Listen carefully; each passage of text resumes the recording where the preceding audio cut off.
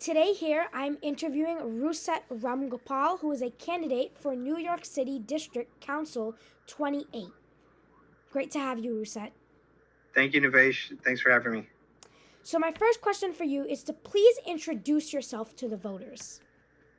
So, as you said just now, my name is Rusat Ramgopal. I'm currently running for City Council in District 28 out here in Queens. So, for those who don't know, you just say the word District 28. So, District 28 encompasses much of South Ozone Park and Richmond Hill, Queens. The way the district map is drawn, it's 100th Street going up to Guy Brewer Boulevard, Liberty down to the Belt Parkway for most of the district. Okay, thank you. So, my second question for you, what was your inspiration to become a candidate for city council? That's a great question, Navesh. So, me personally, I've always loved politics, have an interest in politics. I'm a lawyer by training, actually. And I saw that my community, my area has not been properly represented for many years now at this point. I've grown up in this community, and it's really sad to see how we're left behind in all different areas. You walk down Liberty Avenue, you see our streets in decline, you see our public safety in decline, you see our schools, our senior centers don't get the funding and resources that those in other areas, even in our same borough, do. And it's due to a lack of representation where it counts. I look at it that I have the training necessary to do it. I've worked in politics. As I said, I'm a lawyer by training myself. I have degrees from Georgetown University in Washington, D.C. and the University of London. I saw my youth as an advantage, and I said, let me take the opportunity and run for office to represent my community. If you don't take the chance, you never know what's going to happen. You're probably going to regret it later. And if you see the chance and you think that you have the ability to do it, I think that you have the duty to at least try. If you win, you win. If you lose, you lose. But at least you knew that you did what you could. If you thought that you had any skills, you didn't just say, oh, I'm just going to be selfish and use it for myself. I'm going to take whatever skills I have and try to do it in public service, applied in public service towards helping my community. And that's what I'm trying to do out here this year. I love that answer. So, my third question for you is why should voters cast their vote for you? I think voters should cast their vote for me for a variety of reasons, but mainly to vote for change. If you look at what's going on in your community right now and you don't like what's going on, it's a democratic system. You have the ability to change that. And the way to do it is to vote out those currently in office.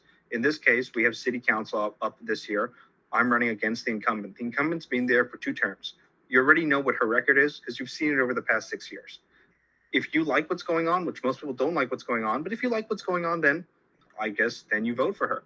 But if you don't like what's going on, just like the majority of people here, if you feel less safe, if you feel like our area is declining in so many ways, just as I said earlier, public safety, sanitation, education, healthcare, then you need to vote that way. You need to vote for change. And I am the change candidate in this election. You need to vote for Rusat. If you also want to see a new generation of leadership here, you have to vote for the youth candidate.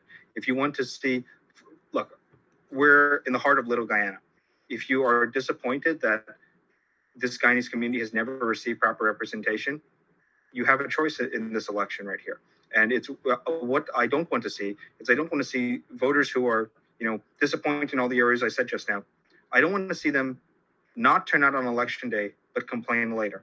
We have a lot of people who love to complain that, things are getting so bad. They're not getting representation. They're not getting this, not getting that. But then at the same time, they're not willing to get involved in the process and go out and vote. And you can't have it both ways. You can't complain if you're not ready to do your part in making a difference in getting out and vote. So that's why we need to engage with voters and making sure that they actually turn out to vote, do a lot of outreach, because we have the numbers to do it. We have the numbers to win, but we just need to make sure that they actually show up and vote on election day as well. I'm seeing in the back that you have a sign saying cricket and a cricket bat. Oh, yes. So Yes. This is actually a gift to me by my grandparents in Guyana. So when they were still living there back in the day. So it's I think it was bought at Guyana stores. So for those who may remember Guyana stores in Georgetown, you see the Guyanese I'm just trying to see how it looks like there. You see the Guyanese flag there. You see the cricket bat. I've always loved cricket, and that's for example, like that's another thing, right? We have a community that loves cricket, but we don't really have proper cricket facilities in the area. And if you look, I think I can't remember if I mentioned parks earlier, but park development is something that a city council's office has input in, and we need to see our community represented. That we don't really have proper parks in our area. We if you look at playgrounds, how they're developed. In communities that want basketball courts, they get basketball courts. In communities that want baseball fields, they get baseball fields. In our community, we should be able to get a proper cricket field out there. And that's something that if you had a city council person who actually understood their own community in office, that's something that we can get done. So that's in terms of what's going to incentivize voters to vote. It's funny you mentioned the cricket thing, because I did a post about that we need somebody who understands the community. The current city councilwoman, I don't think she even knows what cricket is, and I don't think that she would spend the time with her constituents to even understand it either. That relates to another point I'll say. I don't care what party you are, but you should vote for somebody who's actually going to be out there for you. And the current city councilwoman, she doesn't do anything in our area. She's not there for us. I don't care if you're Democrat, Republican, Independent, whatever, but you need somebody who's actually there for your community. I understand this community. I've been a product of this community. If I was lucky enough to be elected and given the opportunity, I would represent it to the fullest extent possible. She is just currently representing herself, and she's not representing really the people of our area. And you can see that in the fact that I bet you ask her what cricket is, she'll say, oh, the bug. So my fourth question is, how did where you grew up affect your career path? Yeah, so relate to what I said. So I grew up in this area, and if I didn't grow up in the area and see the or if I didn't grow up with this community and see how underrepresented we are, I wouldn't be running in this position for this position right now. So that's first and foremost there. But in terms of also, you grew up in the city, right? And when you grow up, look, America's the land of opportunity. New York City is, the old Frank Sinatra song. If you can make it there, you can make it anywhere, right? Growing up in the city gives you a certain level of hope that you can do anything, even if you come from any background. So that's why, if I look at my own personal story, how does where I grew up affect my character, affect my career? I'm a product of New York City, born and bred. I'm a product of the New York City public schools, but I also know that you can come from anywhere in New York and achieve anything. As I said, I'm product of the public schools. I know what they can achieve at their best, and I see. Unfortunately, we don't have that right now in our community. That's one thing I want to fix, and you need a city council person who actually understands what it's like to be a public school student in order to address some of those issues. And I was able to, become a graduate to the top law schools in the world and become a accomplished person in my own right. So I know that, look, you can do anything in the city if you put your mind to it, you put the hard work in, and if you're given the opportunity. And we need to give more people in this community the opportunity. We need to give them the resources. I know what's helped me succeed in my life, and I want to help pay it forward towards others. And in terms of how does where you grew up affect, the mentality, what I would say is, look, we talk about the American dream, right? Our parents, our grandparents come here so that we could have a better life. They weren't able to get the political representation here for us, but we need to make sure that we get it for this community now. So we have the mentality that we can get it done, we will get it done. You look at it, we come from an immigrant background. If you look at other immigrant communities in the past, the Irish came here, the Italians came here, but eventually they got the political representation. The grandchildren of the Italian immigrants became Mario Cuomo and Rudy Giuliani. We can do that for our own community, and that's what I hope to see get done. So that's what I keep in the back of my mind when I think about the community I come from and the career that I want to continue, and develop. So, in a sentence, what is your vision for District 28? Look, I want a district that we can be proud of. We have a district right now that I wouldn't say that we're ashamed of, but we have a district right now that's not at its best. And that's why you see more and more people leaving every day. Those who can afford it are moving out to Long Island, moving out to Florida, and those who can't afford it end up getting stuck and just see it declining right before their eyes. The ghettos are improving, and we're becoming a ghetto. That's as frank as it could be. I want to reverse that course. I want to create a district that people not only want to stay in, but also want to come to. I want to create a district, as I said, you walk down Liberty Avenue, the streets are dirty. We have so much things to be proud of. We have so many things. We have some great small businesses, great entrepreneurial mindset, but we need to fix the basic things: education, public safety, sanitation. we can make this area as clean as Forest Hills, look right in the same borough, but you have such a different connotation of what Forest Hills is versus what Liberty Avenue, Ozone Park is, Richmond Hill is right now. So I want to clean up the area and make it something that we're proud to pass on to the next generation that comes after us. So, my next question for you is, what career accomplishment that you have achieved so far are you most proud of? I'll put it this way: I hate talking about myself. Oh, like I'm proud about this, but I'm 22, turning 23 years old, and I'm already a graduate of two of the top schools in the world: University of London, King's College, and Georgetown University in Washington D.C. I have my law degrees from there.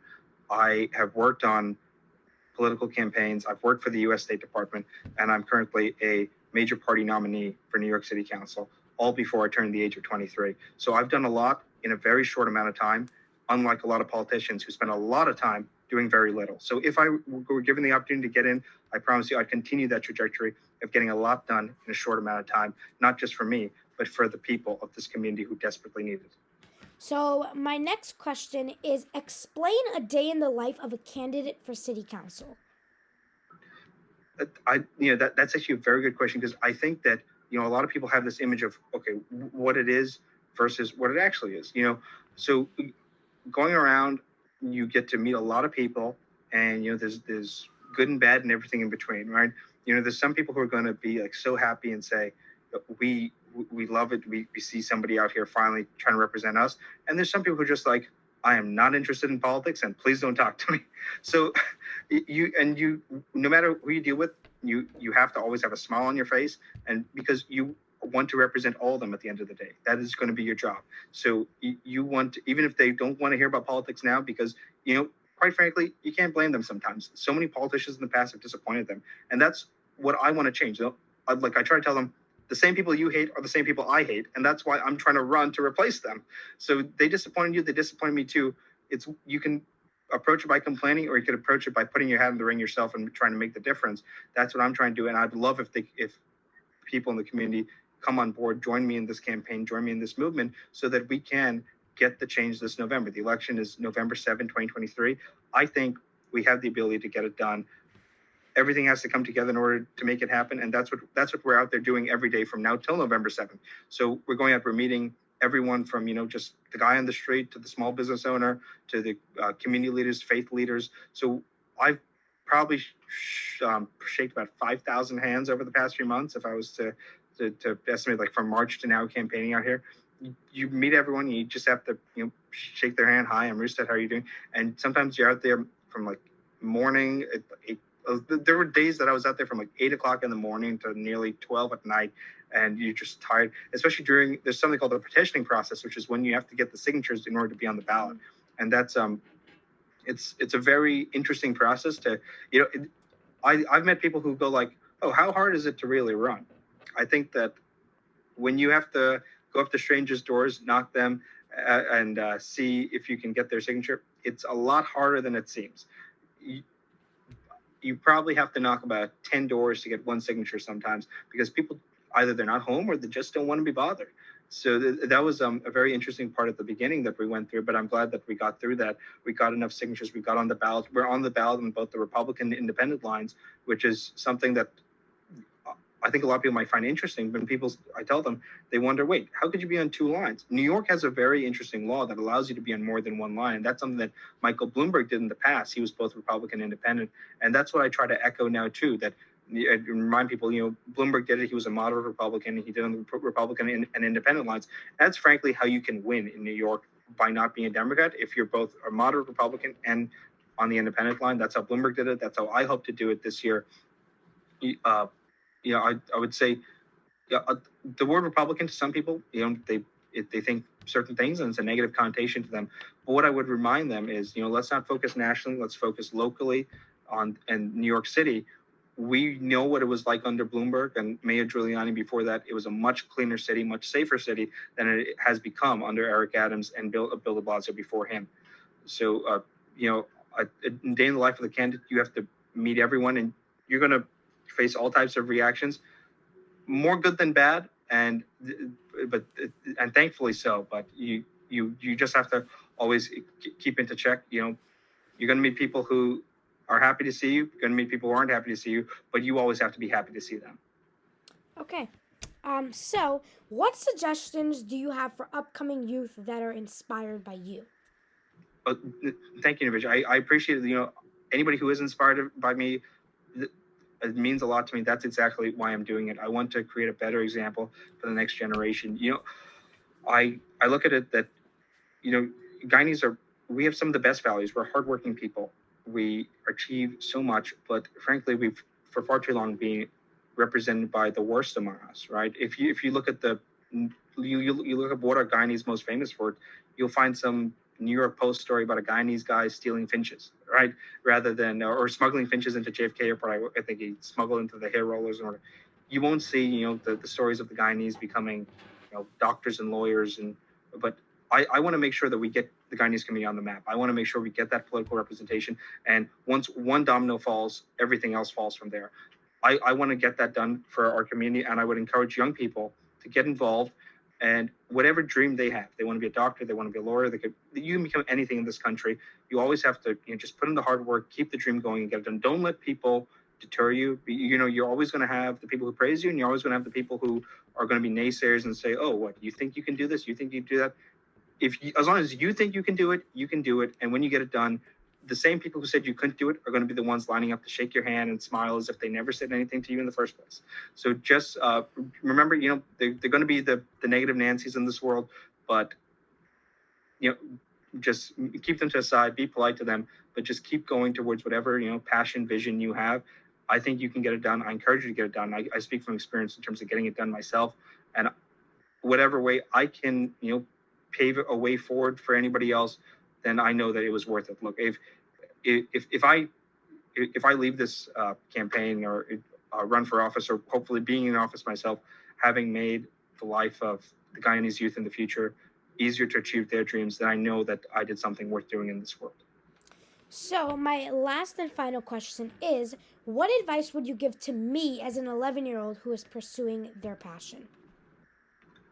I think that you're doing a great job already. You don't need my advice, but the advice that I would give you is just keep going. Look, you're pursuing this passion. You clearly have you like politics. You like journalism. You're a very friendly guy. I've had the pleasure of talking to you over the past few days, arranging this interview, and I wish you nothing but the best. I'd just always keep your eye on the end goal, right? Look, I know it's like to do interviews and shows myself. I did that I had a show before. I'd say, especially in your case, and we could expand the future to expand in terms of others as well, expand it further. You're going to have shows that are hits, and you're going to have shows that are misses, but just keep the long-term vision of what you're trying to build, and as long as you build it, they'll come, right? Like people will eventually pay attention and give you the recognition you deserve in the long run. It may not come at the exact time you want it to come. It may come at a later point, but it will come there eventually. You will get the recognition you deserve. Just keep going. Don't give up. So, I want to thank you very much for doing this interview. And we want to remind everyone that Election Day is on November 7th, correct? I'll show them a flyer. So this is my flyer here in case anybody ever sees it around.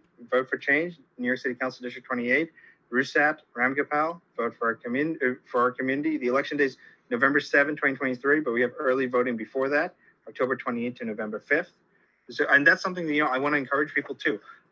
Early voting is something we have to take advantage of. We have Guyanese who are, they have to work. They don't get the time off on the election day. And in the past, sometimes they don't get to vote. We have the week before. Make sure you get out to vote with early voting as well. And I look forward to, meeting any one of you in person who are watching this program. But if you see my sign around, vote for Change, vote for Rusat. I'll share one funny thing before we end. So my name, I think a lot of Guyanese and a lot of Hindus may recognize this. When you're born, the pandit, if you're a Hindu, will tell you the name has to begin with a certain thing, right? There are certain letters. With my parents, it was supposed to begin with RU. And they give them a list of names, and they said it be Rupendra or all these other names. And they end up choosing the name Rusat, which is not a common name, but it's a Sanskrit name. in the middle of throughout my life, many people go, Rusat, that's a weird name, that's a funny name, whatever. And especially a lot of Guyanese have the Hindu names, but they have like English names as well. Like, and I mean, you have a lot of, let's just use names. You have a lot of Kevins out there, right? So, but my parents, they never gave me the English name. They just stuck with the Sanskrit name. In the middle of my name are the letters USA, and it worked out perfectly for a political career. RUSAT. What better name could you have for a political campaign? So you have USA right in the middle there, and in the last name Ramgopal, I'll just say you have the letters GOP. So USA and GOP right in the middle of the names Rusat Ramgopal. So once again, I want to thank you for doing this interview, and we're wishing you all the best on election day, and make sure all of you go out and vote. Thank you, Navesh, and thank you so much for having me. And I wish you all the best. And I look forward. We're going to do another interview before the election, but we're also going to do another interview after the election when I win. Okay, thank you. Take care, Navesh.